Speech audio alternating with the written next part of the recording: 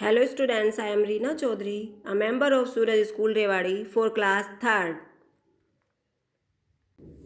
Today I am explaining you poem Tall Trees Question Answers so that you can learn them easily. So students, let we go. Question number 1 is, which part of the tree does the speaker describe as its head and feet? Why?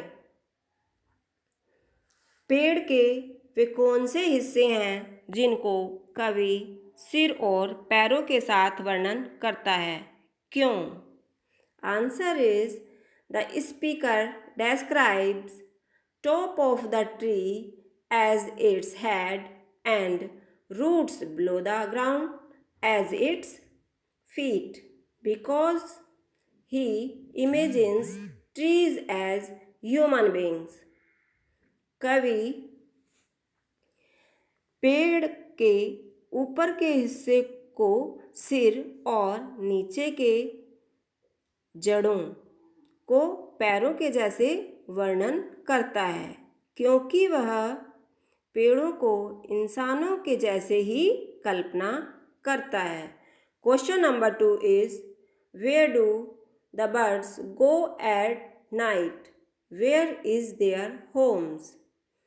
चिड़ियाँ रात को कहाँ जाती हैं और इनके घर कहाँ पर हैं? Answer is the birds go at night to their home.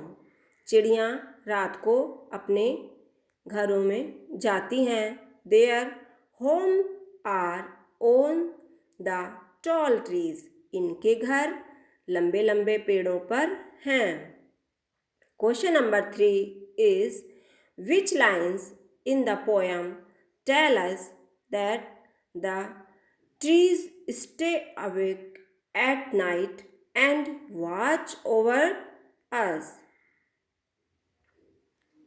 कविता में कौन सी पंक्तियाँ बताती हैं कि पेड़ रात को जागते और सारे जगत को देखते हैं? Answer is, lines are, and then in the night with the tall trees peeping.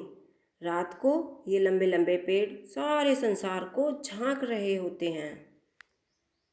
Now think and answer. The poet describes trees as if they are human beings. In which way do trees behave like human beings? कवि पेड़ों का वर्णन ऐसे करता है जैसे वे इंसान हैं. वे कौन से तरीके हैं जिनसे पेड़ इंसानों के जैसे व्यवहार करते हैं? The trees behave like human being as they stand, watch, give shelter. They have head and feet. पेड़ इंसानों के जैसे व्यवहार करते हैं जैसे वो खड़े होते हैं, देखते हैं और पक्षियों को शरण देते हैं और उनके सिर और पैर भी होते हैं.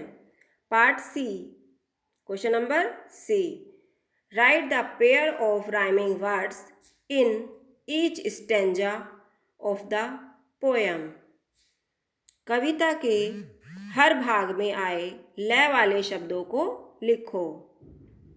In the first stanza, the pair of rhyming words are sky, by.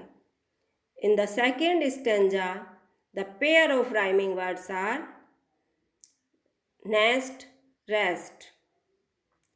In the third stanza, the pair of rhyming words are peeping, sleeping. ये लय वाले वर्ड हमें सेम साउंड देते हैं जैसे sky, by, rest, nest, peeping, sleeping. So students, I hope you understood and learned easily these questions. So take care and good